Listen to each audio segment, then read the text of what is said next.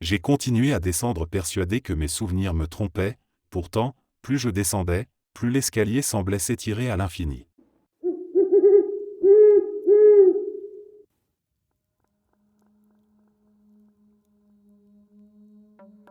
Il y a environ 2 semaines, j'étais chez mes parents. Je suis parti chercher à manger pour tout le monde. À mon retour, ma mère et mon père m'ont dit qu'il s'était passé quelque chose d'étrange. 10 minutes avant que j'arrive, ils ont entendu une voix venant du rez-de-chaussée. Mes parents étaient les seuls à la maison à ce moment-là et ils étaient tous les deux à l'étage. La voix semblait exactement être la mienne. Elle a dit « Maman, papa, je suis rentré ». Mes 2 parents l'ont entendu. Lorsqu'ils sont descendus, ils ont découvert que tout le rez-de-chaussée était plongé dans l'obscurité totale, dans un silence de mort. Aucune lumière allumée, la télévision éteinte, aucun appareil électronique en marche. Quelque chose avait imité ma voix. Ce n'était pas la première fois que ce genre de choses se produisait. La maison de mes parents est bien connue dans la famille, mes frères et sœurs l'appellent hantée. De nombreuses choses étranges et paranormales y sont survenues au fil des années.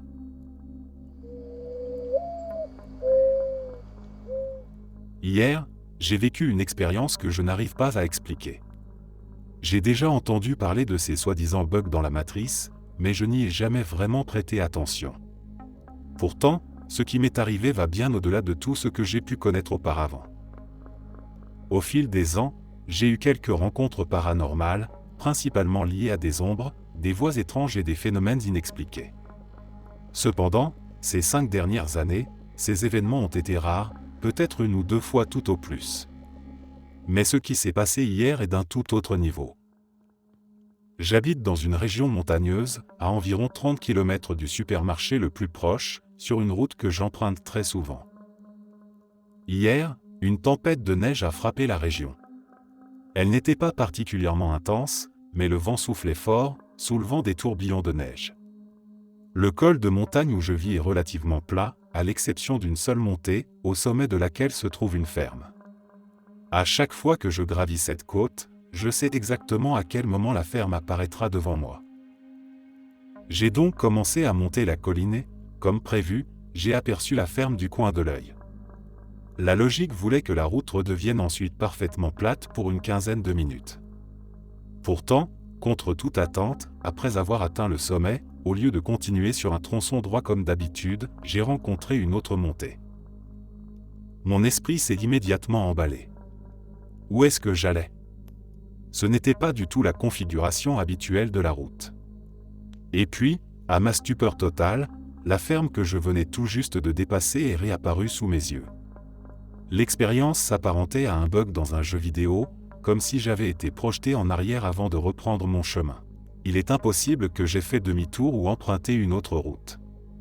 Il n'existe qu'un seul et unique chemin. Je n'ai parlé de cet incident à personne. Voir des ombres ou entendre des voix fait presque partie du quotidien. Mais ça, c'est une toute autre histoire.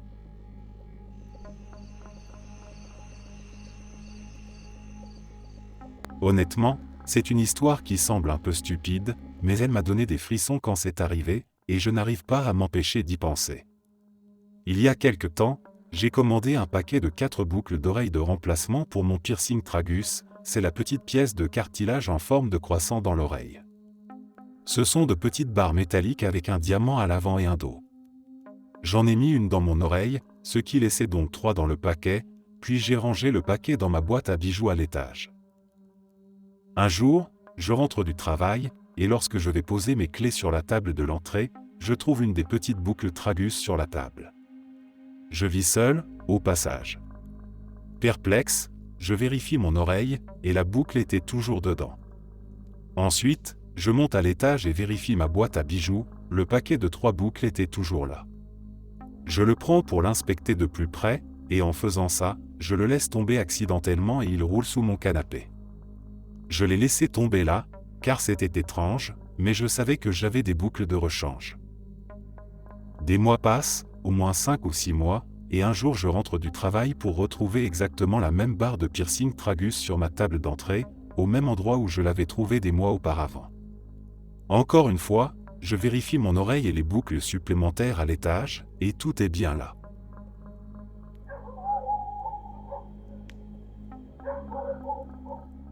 Il y a quelques mois, j'ai commencé un nouveau travail. J'ai rencontré David et nous avons tout de suite accroché. Il m'a fait visiter le bureau, m'a aidé à répondre à toutes mes questions de nouvelles, et un jour, nous avons déjeuné ensemble. Cet homme était littéralement à quelques pieds de moi, je pouvais observer ses traits. Il est venu dans mon bureau à plusieurs reprises lorsqu'il avait du temps libre. Encore une fois, j'ai bien vu son visage. Tout cela s'est passé durant la même semaine. La semaine suivante, un nouveau visage se tient à ma porte, tout excité de me voir et me demandant comment s'était passé mon week-end. Je ne le reconnaissais pas, et je devais avoir l'air confuse, car j'ai vu son visage se décomposer. J'ai presque demandé si je le connaissais, mais c'était trop gênant. J'ai pensé que c'était peut-être quelqu'un que j'avais rencontré brièvement la semaine d'avant. Je suis allé au bureau de David pendant la pause déjeuner pour lui parler de ce collègue, mais au lieu de David, j'ai trouvé ce collègue assis dans le fauteuil de David, agissant comme s'il y avait sa place. Il aurait été choqué de se faire surprendre dans le bureau de quelqu'un d'autre, la porte fermée s'il ne s'agissait pas du sien. J'ai essayé de rester calme, sans laisser paraître ma confusion. J'ai fait un peu de conversation et je suis parti, en me grattant la tête, je dois ajouter. Lors de la réunion du personnel, tout le monde appelait ce collègue David et agissait comme si c'était toujours lui. Je jure que ce n'était pas l'homme que j'avais rencontré la première semaine. David avait les yeux marrons, les cheveux bruns, et il était mince. Ce collègue a les yeux bleus et il est plutôt corpulent.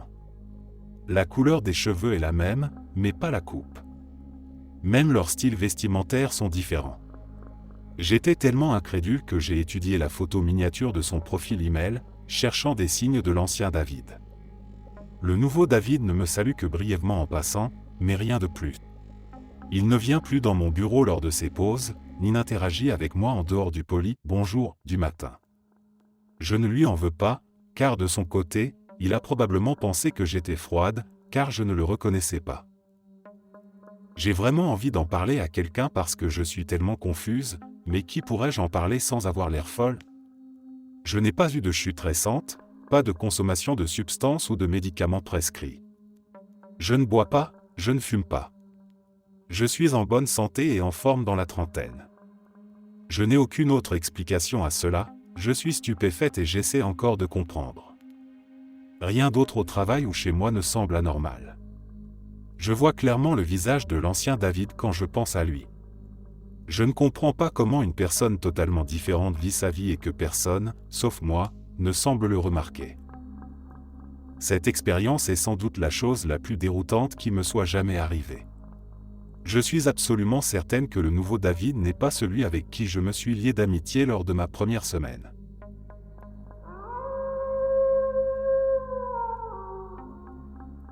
Je n'ai jamais vraiment vécu d'expérience étrange comme celle-ci auparavant, et j'ai voulu l'ignorer. Mais mon mari est un grand sceptique, il trouve toujours une explication rationnelle à tout. Cette fois, il était perplexe. Ce soir, alors que je servais le dîner et une soupe, je me suis apprêté à remplir nos bols et j'ai remarqué quelque chose d'étrange dans le placard, il y avait 4 bols identiques. Ça m'a immédiatement troublé, parce que nous avions acheté cet ensemble de 4 bols chez Target il y a plusieurs années. Nous ne sommes que 2 à la maison, donc nous n'en aurions jamais acheté 6. De plus, il y a environ 2 ans, l'un d'eux s'est cassé, ce qui m'avait agacé, car je déteste avoir un nombre impair de vaisselle. Depuis ce jour, nous n'en avons plus que 3. J'en suis absolument certaine. J'ai marqué un temps d'arrêt en ouvrant le placard, interpellé par cette découverte.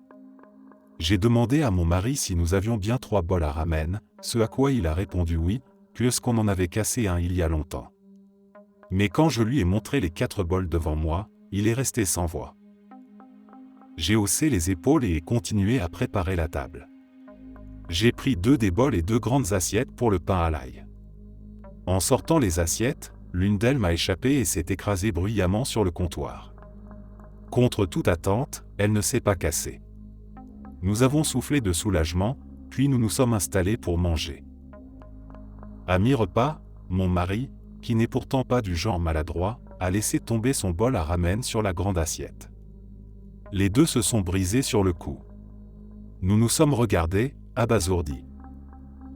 Et voilà, nous nous retrouvons avec 3 bols à ramen, comme avant, et une assiette en moins, celle-là même qui avait failli se briser un instant plus tôt. J'ai eu l'impression que l'univers avait entendu mon trouble et corrigé son erreur. Je ne sais pas trop quoi en penser, mais c'était étrange et je me sens bizarre.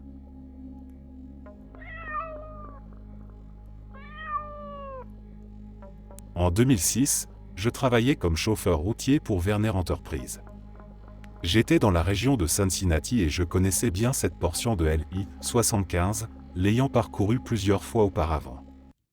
À ce moment-là, Louisville, dans le Kentucky, se trouvait juste à la frontière de l'Ohio, à côté de Cincinnati. Je le savais parce que j'avais transporté une cargaison depuis le nord de Cincinnati jusqu'à Louisville, et c'était seulement à 21 miles ce jour-là. Le chargement suivant devait aller de Louisville à Cincinnati, une distance de seulement 16 miles. Tout semblait logique. Mais le lendemain matin, on m'a confié une autre cargaison pour Louisville, cette fois à 150 miles de là. J'ai d'abord pensé qu'il y avait 2 villes appelées Louisville dans le Kentucky. Pourtant, en consultant ma carte, j'ai découvert que ce n'était pas le cas. Soudainement, Louisville n'était plus du tout à la frontière de l'Ohio.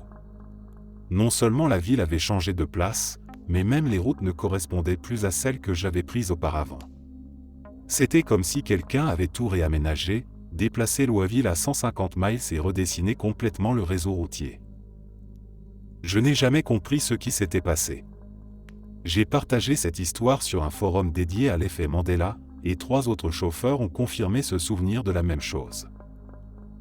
Puis, en 2017, en regardant une vidéo sur YouTube, je suis tombé sur une chaîne qui abordait ce genre d'événements inexplicables.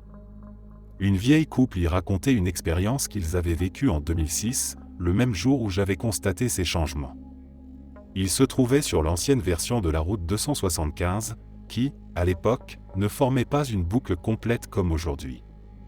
Ils roulaient vers l'ouest sur la partie nord de la route quand ils ont soudainement ressenti une sensation étrange. L'instant d'après, ils se retrouvaient sur la section ouest, cette fois en direction du sud, sans avoir la moindre idée de comment ils étaient arrivés là. Encore plus étrange, la route 275 se trouvait maintenant dans le Kentucky, avec des panneaux indiquant que Florence, KY, était à seulement 8 miles. Ce qui était impossible, car ils se souvenaient que Florence était à 30 miles de Cincinnati, pas 8. Ils étaient totalement désorientés. D'abord, ils avaient raté leur sortie pour l'I-70, puis ils se sont retrouvés sur une route qui ne correspondait pas à leurs souvenirs.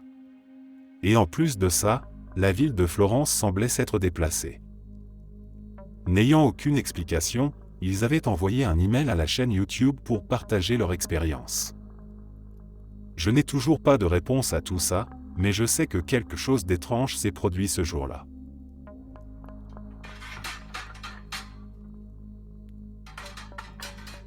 Aujourd'hui, j'avais un rendez-vous chez le médecin. Rien de grave, juste des allergies et quelques petits désagréments du genre. Je me suis donc rendu à son cabinet en voiture. En arrivant, j'ai remarqué qu'il n'y avait pas de parking dédié, mais juste en face, de l'autre côté de la rue, qui était assez étroite, il y avait une grande chaîne de pharmacies bien connue qui, elle, disposait d'un parking. Une pancarte indiquait que le stationnement était réservé aux clients. J'ai donc mis mes feux de détresse et me suis arrêté quelques instants au bord du trottoir pour réfléchir, devais-je me garer là, acheter un paquet de Tylenol, puis traverser pour aller au cabinet du médecin? Après quelques minutes d'hésitation, j'ai décidé de chercher plutôt une place de stationnement dans la rue. Comme la plupart des places étaient réservées aux résidents possédant un badge spécial, la tâche s'annonçait compliquée. Mais, par chance, après quelques minutes, j'ai trouvé un emplacement libre où je pouvais me garer. J'ai laissé la voiture et marché quelques rues jusqu'au cabinet médical. La consultation a duré au maximum 40 minutes. À la fin, le médecin m'a prescrit un médicament, et je lui ai dit en plaisantant, « Parfait, il y a une pharmacie juste en face, je vais aller chercher ça là-bas. » Il m'a répondu, « Oui, super, dis-moi comment ça se passe. » Je sors du cabinet, traverse la rue en direction de la pharmacie et je tombe sur un Papa John's. J'ai figé net. Là où j'étais sûr d'avoir vu la pharmacie à mon arrivée, il y avait maintenant une pizzeria. Même l'angle du bâtiment et la configuration du trottoir étaient les mêmes. Je me suis arrêté au coin de la rue, totalement abasourdi, cherchant à comprendre. Le plus troublant, c'est que tout le reste était identique. Les mêmes voitures étaient garées aux mêmes endroits, le numéro de rue correspondait, chaque détail du décor était exactement le même que lorsque j'avais hésité à stationner devant la pharmacie. Je n'arrive toujours pas à expliquer ce qui s'est passé.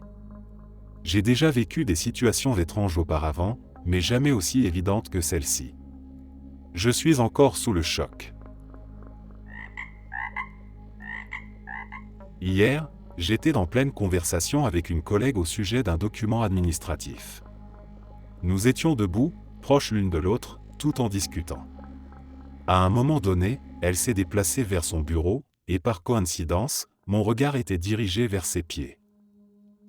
C'est là que nous avons toutes les deux entendu un bruit net et distinct, un crunch, exactement comme si elle venait d'écraser un chéteau sous sa chaussure. Un son parfaitement plausible dans notre environnement de travail. Comme je regardais ses pieds à ce moment-là, j'ai vu que son pas avait été légèrement entravé, comme si quelque chose l'empêchait de poser complètement son pied. Son mouvement était plus lent que d'habitude, comme lorsqu'on écrase quelque chose de mou et friable. Elle a immédiatement soulevé son pied pour voir ce qu'elle avait écrasé, mais il n'y avait absolument rien. Le carrelage était parfaitement propre, et rien non plus sous sa chaussure. Nous nous sommes regardés, stupéfaites. Puis nous avons éclaté de rire, plaisantant sur le fait que nous devions être devenues folles. Pourtant, elle m'a confirmé qu'elle avait ressenti une résistance sous son pied au moment même où nous avions toutes les deux entendu le bruit. Mais voici la partie la plus étrange. Tout à l'heure, une amie m'a appelé pour discuter de nos semaines respectives. Je lui ai raconté cette histoire, et elle est restée sans voix. La même chose lui est arrivée, exactement de la même manière, le même jour. Elle était avec une amie quand l'événement s'est produit, elle a vu et entendu le bruit, tandis que son amie l'a entendu et ressenti, mais encore une fois, rien n'était visible au sol. Je suis complètement perplexe. Comment cela peut-il être possible ? J'accepte toutes les théories, parce que là, je n'ai plus aucune explication logique. Ce matin-là, tout semblait normal. Je m'étais réveillé à la même heure que d'habitude, j'avais préparé mon café, et j'étais resté quelques minutes assis sur ma chaise, fixant distraitement l'horloge accrochée au mur de la cuisine. Il était 7h42. Je n'y avais prêté aucune attention particulière, et pourtant, quelque chose dans l'air me paraissait légèrement décalé. En finissant mon café, j'ai jeté un regard machinal vers l'horloge. 7h42, une étrange impression de déjà-vu m'a traversé l'esprit. J'ai pris mon téléphone pour vérifier l'heure, pensant que j'avais simplement mal regardé. L'écran affichait 7h42. Un rapide coup d'œil à mon ordinateur portable, 7h42. Un frisson imperceptible m'a traversé l'échine. 3 appareils indiquant la même heure, figés, comme si le temps s'était arrêté. Pourtant, tout continuait de fonctionner normalement. La lumière du matin filtrait par la fenêtre, les voitures roulaient dans la rue, les bruits de la ville résonnaient au loin. Rien n'indiquait que le monde avait cessé de tourner. J'ai reposé mon téléphone et me suis forcé à ne pas y penser. Peut-être un simple bug d'affichage.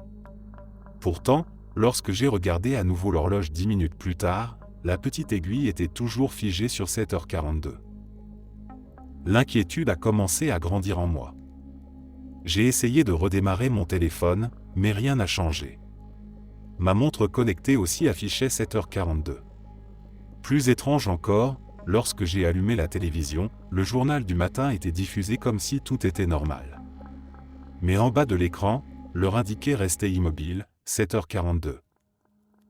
J'ai décidé de sortir, espérant que la sensation d'anomalie s'effacerait dans la routine quotidienne.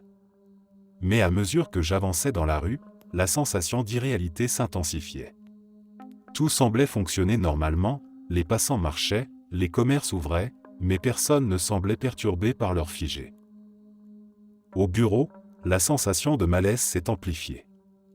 L'horloge murale indiquait toujours 7h42. J'ai interrogé un collègue sur l'heure, et sa réaction m'a glacé le sang. Il a hésité, comme si la question le déstabilisait, avant de me répondre avec un sourire forcé.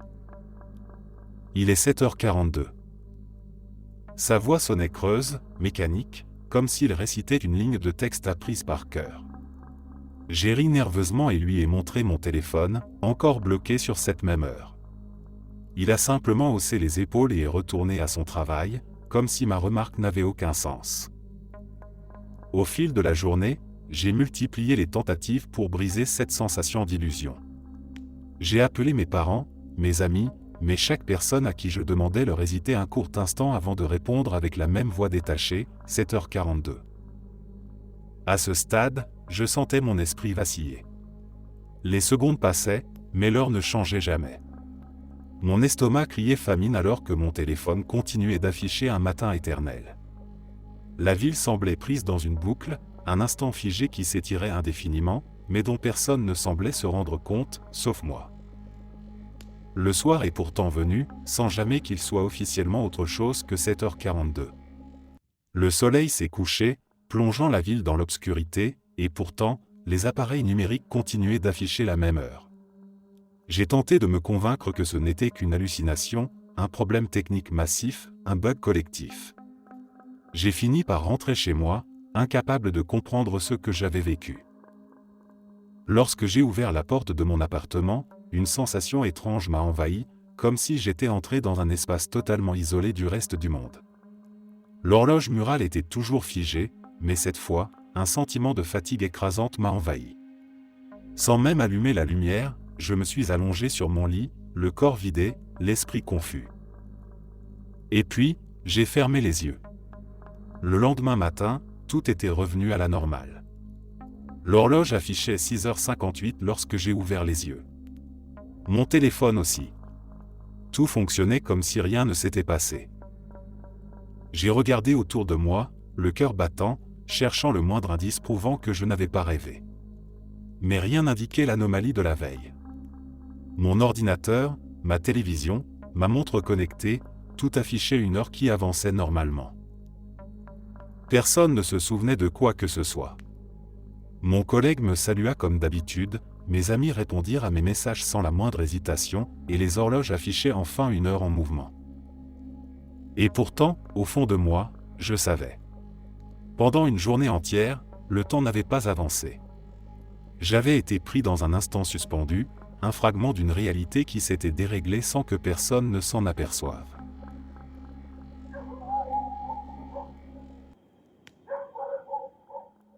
J'étais en première ou en terminale, donc en 1994 ou 1995. Je sais que ça remonte à loin, mais je me souviens parfaitement de cet événement, car il n'a aucun sens. J'étais dans ma chambre en train de lire La couleur pourpre d'Alice Walker. Personne d'autre n'était à la maison et j'ai dû aller aux toilettes. J'ai laissé le livre sur mon lit et je suis sorti de la pièce. La salle de bain était juste au bout du couloir. Quand je suis revenu, le livre avait disparu. Je savais pourtant que je l'avais laissé sur le lit. Toujours personne à la maison, et même si quelqu'un était entré, il aurait dû monter l'escalier et passer devant la porte de la salle de bain, qui n'était fermée que depuis une minute tout au plus. J'étais agacé, car j'adorais ma lecture et voilà qu'il s'était volatilisé. J'ai demandé à ma mère, plus tard dans la soirée, si elle l'avait vu, mais elle m'a assuré que non. Les jours ont passé. J'ai envisagé de commencer un autre livre, car je lisais beaucoup à l'époque, mais je préférais toujours finir un livre avant d'en attaquer un nouveau. Puis, un jour, alors que j'étais debout près de mon placard dans ma chambre, quelque chose m'est tombé sur la tête. J'ai baissé les yeux et j'ai vu l'objet qui venait de me heurter, mon livre disparu. J'ai ressenti un drôle de malaise, une sensation au creux de l'estomac, comme si j'allais vomir. Comme si je venais d'être témoin de quelque chose que je n'aurais jamais dû voir. Ça m'a profondément troublé.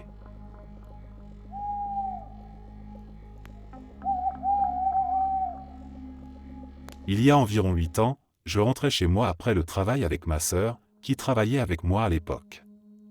C'était la nuit, et la lune était visible, probablement presque pleine. Elle semblait incroyablement grande, illuminant le ciel d'une lumière étrange. J'étais assise côté passager, admirant ce spectacle, quand j'ai vu une sorte de bande noire apparaître tout en haut de la lune. C'était tellement soudain et déroutant que j'ai immédiatement attiré l'attention de ma sœur sur ce phénomène. L'apparition de cette bande noire était tellement frappante que nous avons décidé de nous arrêter dans un parking pour l'observer de plus près. Nous vivons en Illinois, une région plutôt plate où le paysage ne permet aucune illusion visuelle de ce genre. Il n'y avait pas de ligne électrique, rien qui puisse expliquer ce que nous voyions. La bande noire semblait se déployer, grandissant progressivement, puis elle a commencé à descendre lentement le long de la surface de la Lune, comme si elle l'engloutissait peu à peu. Puis, aussi soudainement qu'elle était apparue, cette bande noire a commencé à rétrécir et s'éloigner, jusqu'à disparaître complètement. Tout cela s'est passé en à peine 10 minutes, mais dans l'état de choc où nous nous trouvions, nous n'avons même pas pensé à sortir nos téléphones pour immortaliser l'événement. Aujourd'hui encore, quand j'y pense, ça me donne des frissons. Je n'aurais jamais imaginé vivre une chose pareille, quelque chose d'aussi inexplicable et fascinant. Si je savais comment recréer et publier une animation de ce moment, je le ferais sans hésiter, mais je crois que le souvenir lui-même suffira à rester gravé dans ma mémoire.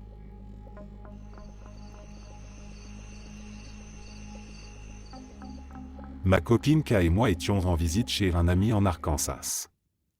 C'était notre première fois dans l'État, et on était impatients de profiter du voyage. Comme prévu, on s'est perdu en chemin et on a fini par s'arrêter dans un magasin pour demander notre route.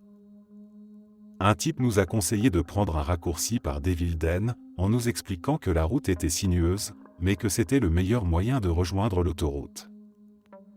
On a repris la route et suivi ses indications. C'est là que tout a basculé. D'abord, K et moi avons deux souvenirs différents du début du trajet. Je suis convaincu que nous avons d'abord passé le centre des visiteurs de Devilden, tandis que K est persuadé que nous l'avons vu en dernier. Nous en sommes tous les deux absolument certains. Au départ, la route était plate et normale, puis elle a commencé à grimper doucement. Peu à peu, elle est devenue plus étroite. De plus en plus étroite. Jusqu'à ce qu'il n'y ait plus qu'assez de place pour une seule voiture et encore, pas une très grande. Et puis, le paysage a changé. Les petites collines ont laissé place à des falaises vertigineuses, des précipices qui ressemblaient aux profondeurs du Grand Canyon. Partout autour de nous, du rouge. Des formations rocheuses immenses, des montagnes qui se dressaient comme des titans au-dessus de nous, et en contrebas, un canyon infini de rochers rouges à perte de vue. Le plus étrange, la route était toujours là, mais elle semblait abandonnée depuis des décennies. Fissurée, envahie de mauvaises herbes, comme si personne n'avait roulé dessus depuis une éternité. K crispait ses mains sur le volant, les phalanges blanchies par la peur, tandis que je me cramponnais à la portière, incapable de bouger. Il n'y avait aucun signe de vie. Pas d'autres voitures, pas d'animaux, pas d'arbres. Juste nous, la route en ruine, et ces montagnes colossales qui semblaient tout droit sorties d'une autre époque. K roulait à 10 000 par heure maximum, négociant tant bien que mal des virages serrés et dangereux. Elle a même envisagé qu'on abandonne la voiture et qu'on continue à pied, mais quelque chose me retenait. J'avais l'impression qu'on n'était pas seul.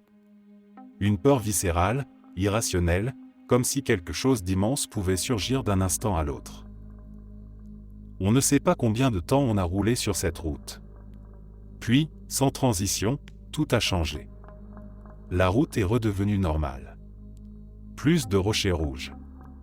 À la place, de l'herbe, des arbres, une ferme avec des chevaux. Et, selon K, le centre des visiteurs de Devilden, alors que moi je l'avais vu avant.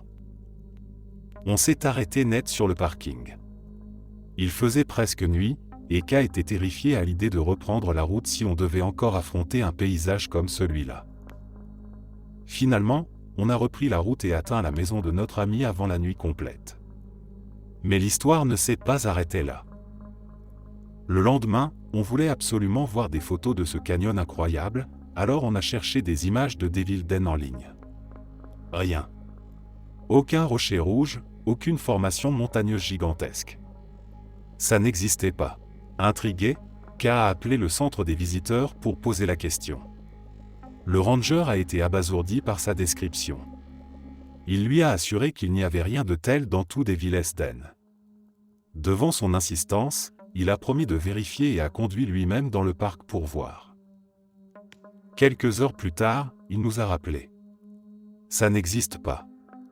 Je ne sais pas où vous êtes passé, mais il n'y a rien de ce que vous décrivez ici. On a cherché partout, dans Google, des livres, des cartes anciennes. Aucun endroit de l'Arkansas ne correspond à ce qu'on a vu. C'était plus proche de l'Arizona, mais même ça, ce n'était pas tout à fait ça. Alors où étions-nous? Et quand? Et surtout, qu'est-ce qui nous a fait passer par là?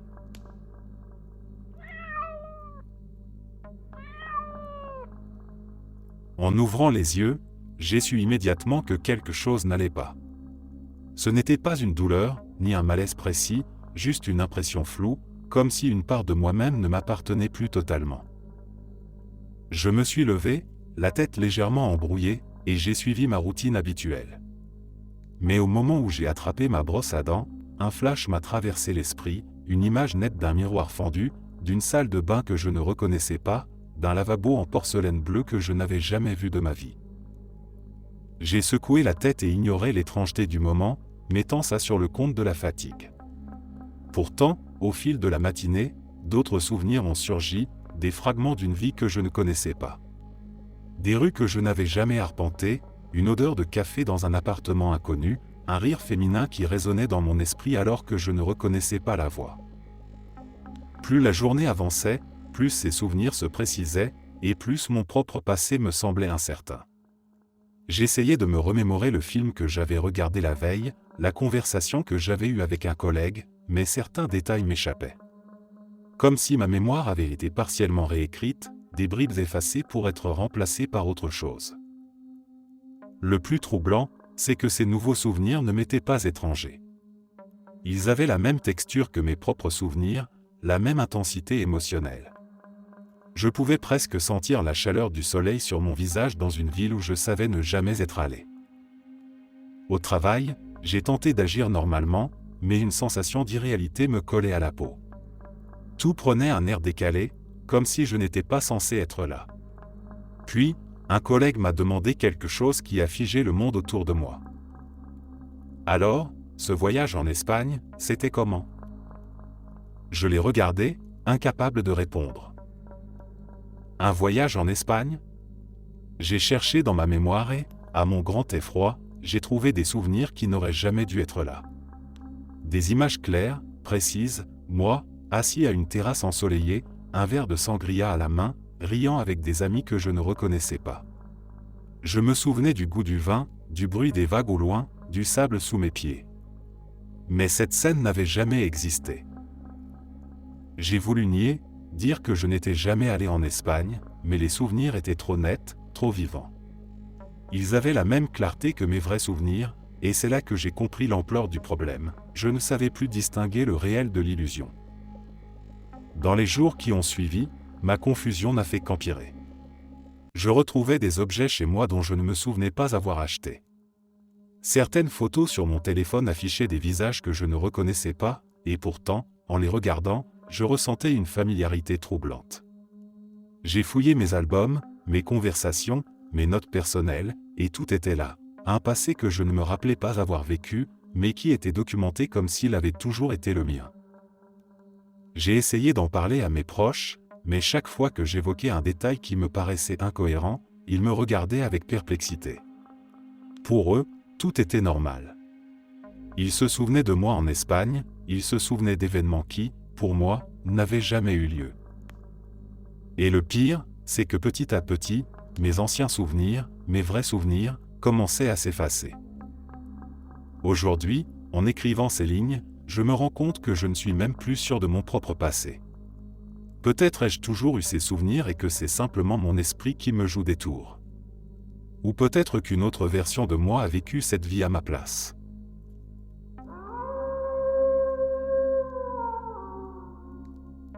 Je garde une maison depuis une semaine et ce matin, comme d'habitude, j'ai pris la route pour aller au travail. Je connais parfaitement cet itinéraire, même s'il passe par des routes secondaires, donc je n'ai pas besoin de Google Maps. Il était 5h43 du matin quand je suis parti. Comme je dirige une entreprise de garde d'animaux, je n'ai pas besoin de me préparer longtemps le matin. J'enfile des vêtements et je pars. J'étais encore un peu en train d'émerger mentalement, mais rien d'inhabituel. Je tourne sur la première rue secondaire après la route principale. Elle fait environ 1 mile de long. Il fait encore nuit, alors je vérifie 2 fois le panneau de rue pour être sûr. C'est bien la bonne route. Je roule pendant un moment.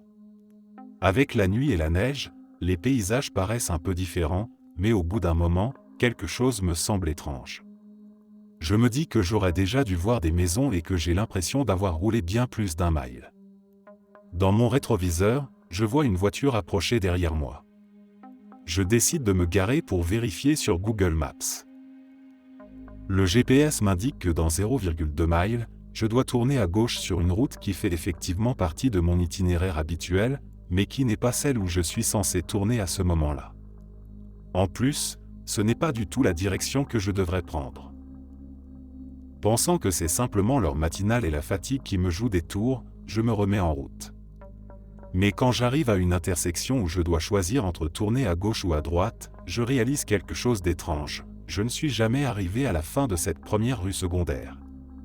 Je n'ai jamais fait le virage à droite que je devais faire.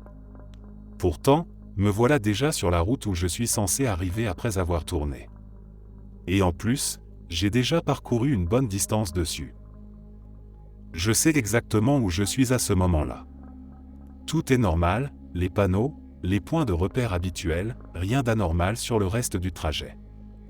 Mais ce premier tronçon de route, c'est comme s'il avait été effacé. Logiquement, je sais qu'il est tôt et que parfois, je conduis en mode automatique, sans y prêter attention. Mais d'habitude, si je suis distraite, je rate mes virages. Or là, je cherchais mon repère tout le long du trajet et il n'est jamais apparu.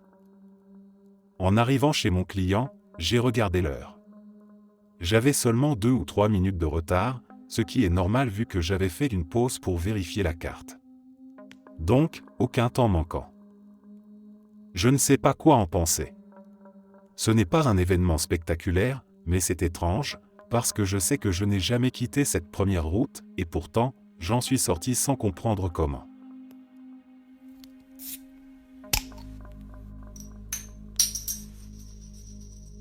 Voici mon histoire, qui s'étend sur plusieurs années. Quand j'étais adolescente, je ne me souviens pas de mon âge exact, peut-être autour de 16 ans, j'ai acheté une pierre de lune à un stand lors d'une foire. Pour une raison quelconque, je l'ai laissée sur une étagère dans la salle de bain pendant plusieurs jours. Un matin, je l'ai retrouvée coupée en 2 à son emplacement habituel. Théoriquement, elle aurait pu tomber et se briser, mais j'étais assez confus sur la façon dont cela avait pu arriver. J'ai demandé à ma mère, me demandant si elle l'avait fait tomber et n'avait remis que la moitié sur l'étagère.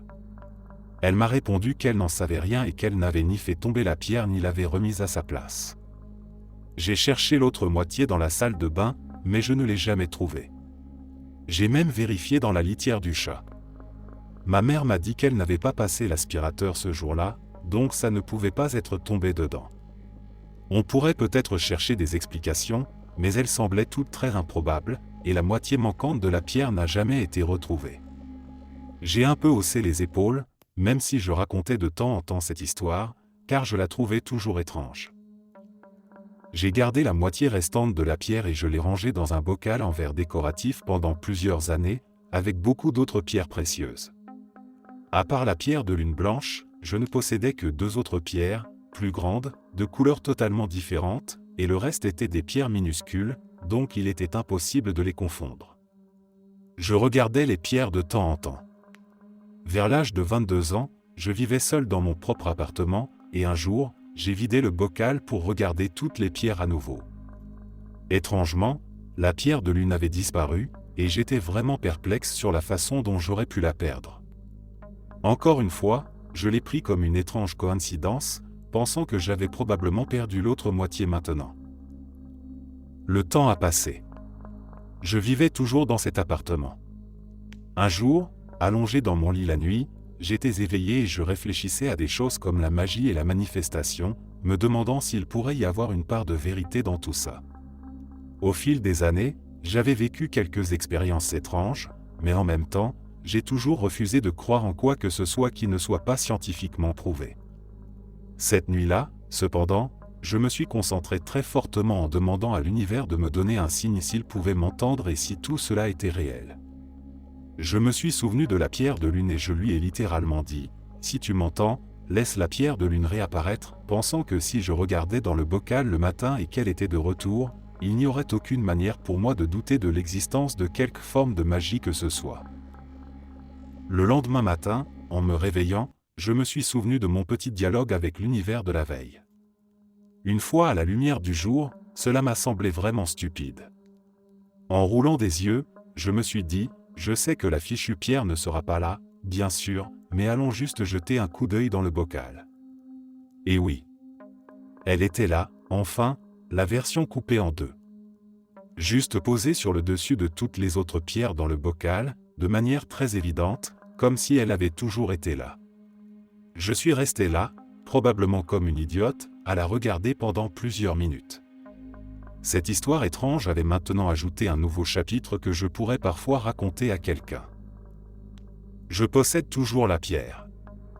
Depuis cet événement, rien d'autre ne s'est produit, je suis presque à 40 ans maintenant, mais une partie de moi se demande toujours si, un jour, l'autre moitié pourrait mystérieusement réapparaître. J'ai toujours pensé que ce serait une excellente conclusion d'histoire si je rencontrais un jour un homme qui possède l'autre moitié.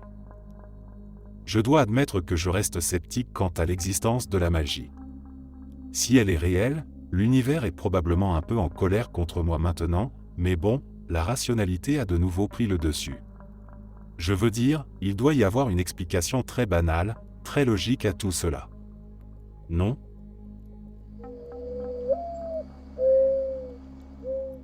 Ce qui vient de m'arriver, à peine 10 minutes plus tôt, m'a tellement troublé que j'en ai le vertige. J'habite avec mon copain dans un petit appartement ancien, typique des blocs communistes.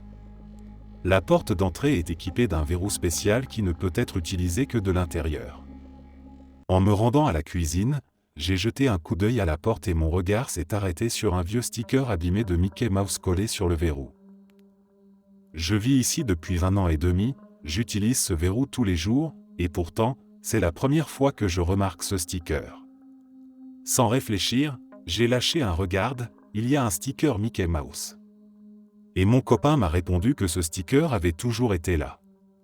Il m'a même raconté qu'il avait appelé sa mère à ce sujet quand il avait acheté l'appartement, bien avant que l'on soit ensemble.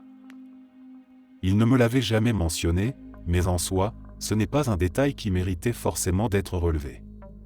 Pourtant, j'en suis certaine, ce sticker n'a jamais été là avant aujourd'hui. Et maintenant, impossible de détacher mon regard de cette petite image abîmée. Mon copain ne comprend pas pourquoi ça me perturbe autant, mais je suis sous le choc.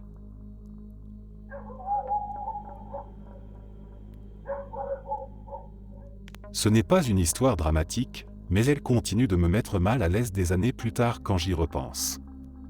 Une fois, j'étais seul à la maison. Mon mari et ma fille étaient sortis pour la journée.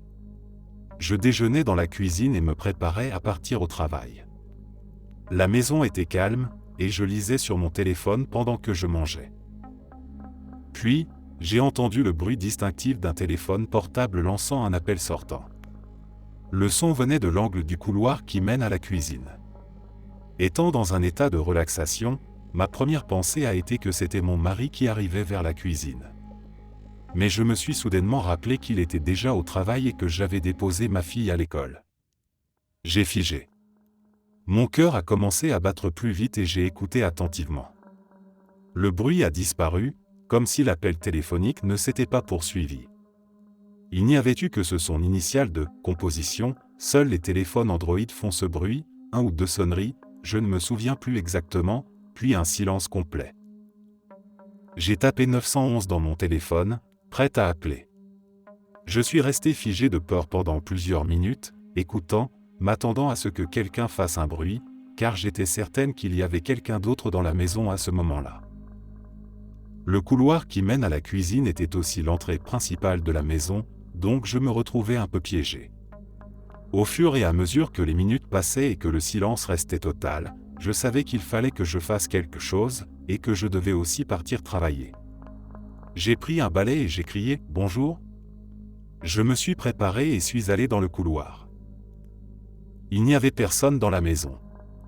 J'ai vérifié partout, dans chaque placard, chaque pièce. Je suis parti au travail, mais j'étais mal à l'aise toute la journée. Mon mari a vérifié la maison à son retour. Nous n'avons eu aucun autre incident ou preuve de quelque chose comme un squatteur dans le grenier, qui a aussi été vérifié.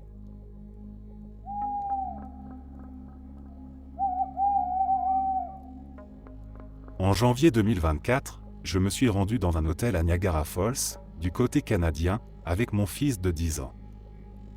Nous avions une chambre avec une vue imprenable sur les chutes, c'était l'hôtel le plus proche des chutes, au 12e étage, au cas où cela aurait de l'importance pour certains. La chambre comportait 2 lits. Mon fils s'est endormi sur l'un d'eux, et moi sur l'autre. Je ne me souviens pas de l'heure à laquelle nous nous sommes endormis, mais c'était après 21 heures. À un moment donné, je me suis réveillé brusquement, comme si je sentais que trop de lumière venait des chutes, d'où l'importance de la vue. J'ai l'habitude de dormir dans le noir. Je regarde le lit de mon fils, mais il n'est pas là. Je pense qu'il est dans la salle de bain, car je perçois une faible lumière qui filtre sous la porte fermée. Avant d'aller vérifier, je m'approche de la fenêtre pour fermer les rideaux. En me dirigeant vers la fenêtre, je passe devant le lit de mon fils et, à la lumière qui filtre à travers les rideaux, je vois que le lit est vide et que les couvertures sont froissées. Une fois les rideaux fermés, je vais à la salle de bain et je remarque que la lumière est éteinte. La lumière qui filtre sous la porte est trop blanche alors que la lumière de la salle de bain était jaune. Je n'y avais pas prêté attention au départ, mais là, cela m'intrigue. Je pousse la porte de la salle de bain et je ne vois pas mon fils. Je remarque que le rideau de la baignoire est fermé et qu'une petite lumière rectangulaire filtre à travers, de la taille d'un téléphone portable. Elle pulsera doucement. C'est là que je panique complètement et je me sens paralysé. Je l'appelle, mais il ne répond pas. Je reste là quelques secondes, peut-être 5 ou 6, bien que cela me semble durer une éternité. En quelques secondes, je me demande si je dois retirer le rideau ou non. Les rideaux de l'hôtel ne sont pas opaques, donc je vois juste cette lumière pulsante sans apercevoir l'ombre d'un corps. Je ne vois aucune silhouette d'enfant, juste cette lumière rectangulaire. Dans ma tête, je me dis que quelqu'un a dû entrer dans la chambre, un sans-abri par exemple. Mais la pensée qui m'effleure ensuite est encore plus folle, mon fils a découvert des vidéos inappropriées. Je tiens à clarifier ici que j'essayais de me convaincre qu'il y avait quelqu'un, même si je ne voyais rien. Je refusais de croire à l'idée qu'il n'y ait que cette lumière étrange, car c'était beaucoup trop étrange. Je décide de sortir précipitamment de la salle de bain et, à ma grande surprise, je trouve mon fils dans le lit, comme il aurait dû être. J'entends aussi le bruit de sa tablette, il regarde une émission. Je lui demande où il était. Il me répond qu'il n'a rien compris à ma question. Je persiste, tu étais où tout à l'heure? Il me répond qu'il est resté là toute la nuit et qu'il ne comprend pas de quoi je parle. Je regarde la salle de bain à nouveau, elle me semble sombre. Je suis complètement perturbé, je me fige, et je lui dis de retourner dormir. Je me précipite sous mes couvertures, complètement anxieuse, et je serre mon téléphone contre moi. Finalement, je m'endors. Le lendemain matin, je me précipite dans la salle de bain pour vérifier si quelqu'un est réellement entré dans la chambre. Évidemment, il n'y a rien.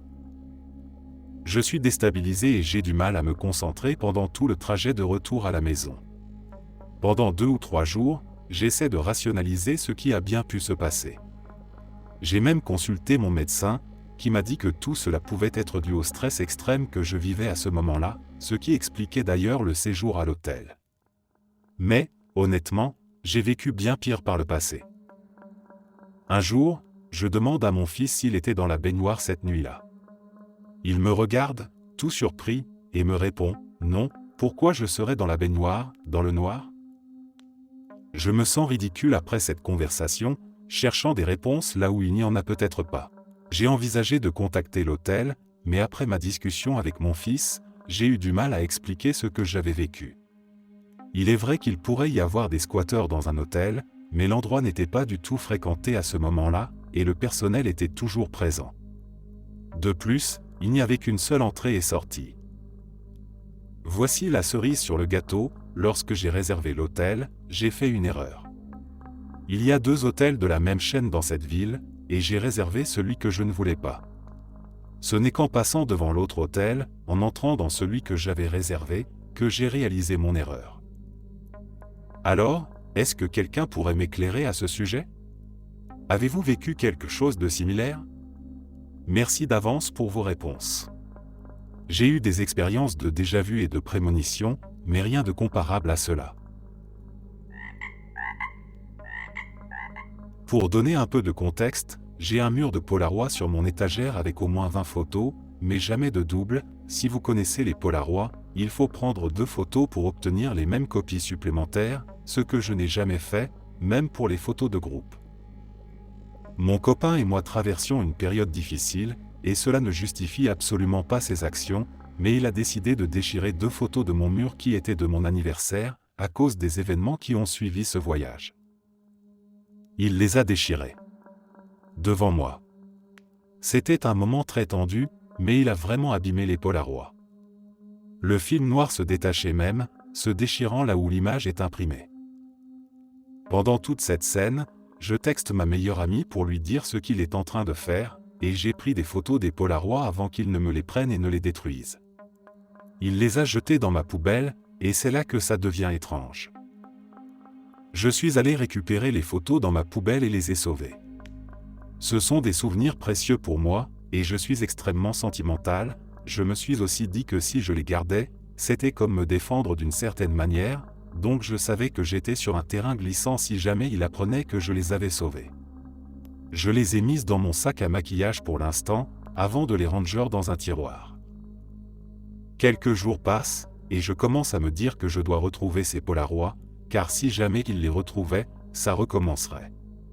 Je cherche dans mes tiroirs et je les trouve, en parfait état, avec toutes mes autres photos.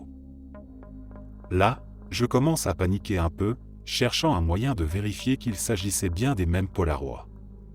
Je vais dans les textos que j'ai envoyés à ma meilleure amie, et effectivement, les Polaroids correspondent à ceux que je lui avais envoyés.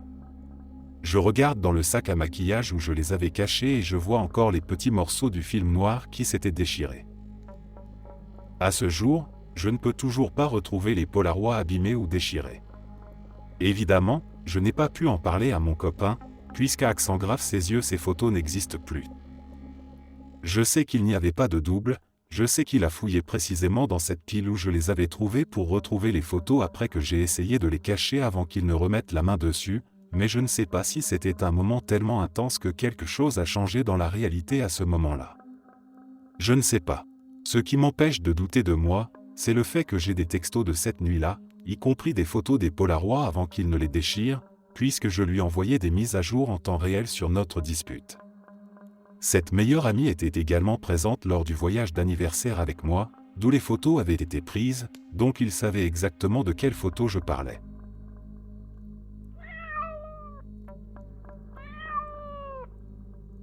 Je me suis réveillé en sursaut cette nuit-là, pris d'une sensation inexplicable, une urgence viscérale qui me poussait à me lever. Mon cœur battait étrangement vite, mes mains étaient moites, et dans le silence de la maison endormie, je ressentais un appel irrésistible. Quelque chose m'attirait vers le sous-sol, une force silencieuse, impalpable, mais insistante.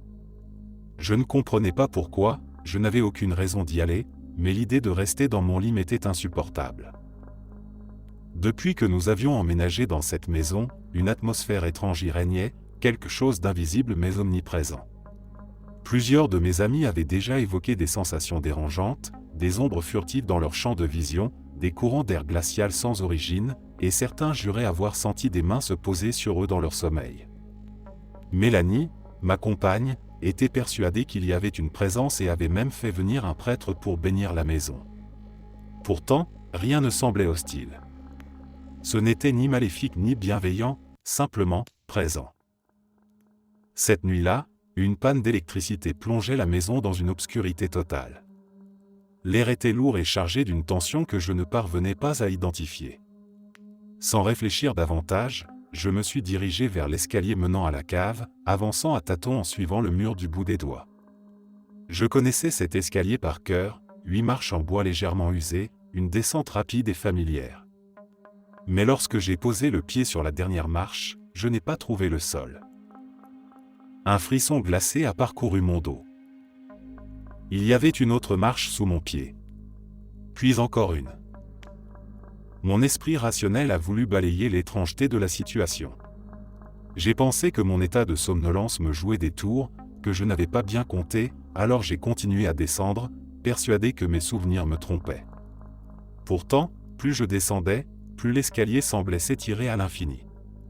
10 marches. 15. 20. Impossible. Mon souffle s'accélérait, ma poitrine se serrait, et une sueur froide s'est mise à perler sur mon front. Je ne comprenais pas. Je ne voulais pas comprendre. L'obscurité devenait étouffante. L'air sentait l'humidité, mais une autre odeur s'y mêlait, quelque chose d'indéfinissable, un parfum de renfermé et de poussière ancienne, comme si je m'enfonçais dans un espace oublié depuis des siècles. L'angoisse s'est emparée de moi avec une brutalité terrifiante. L'espace autour de moi semblait s'étirer, distordu par une logique qui ne m'appartenait plus. Je voulais remonter, mais mes jambes refusaient de bouger. Un murmure s'est glissé dans mon oreille, indistinct, à peine perceptible, mais terriblement réel. Puis, sans prévenir, une force invisible m'a happé vers l'arrière. J'ai senti mon corps basculer, mon dos heurter brutalement une surface dure, et, en un instant, la lumière s'est rallumée. J'étais assis sur la dernière marche, celle que je connaissais, celle qui, quelques secondes auparavant, semblait avoir disparu dans une descente infinie. Mon souffle était erratique, mon cœur battait à tout rompre, et mes mains tremblaient violemment. Pourtant, l'escalier était là, inchangé, immobile, comme s'il n'avait jamais eu plus de 8 marches. Mélanie m'a retrouvé à cet instant, alarmée par mon absence. Elle n'a pas compris ce que j'essayais de lui expliquer, et moi-même, je peinais à mettre des mots sur ce que je venais de vivre. J'aurais voulu croire à un rêve, une hallucination due à la fatigue, mais je savais que ce n'était pas le cas. Il s'était passé quelque chose cette nuit-là, quelque chose que je ne pourrais jamais expliquer. Depuis cet événement, Mélanie ne supporte plus cette maison. Elle veut partir, et au fond de moi, je sais qu'elle a raison. Certains endroits ne nous appartiennent pas, et parfois, il vaut mieux ne pas chercher à comprendre ce qui se cache derrière des réalités qui nous dépassent. Merci d'être resté jusqu'à la fin. N'oubliez pas d'aimer la vidéo, de vous abonner et de partager vos propres histoires en commentaire. On se retrouve demain à la même heure devant ce feu.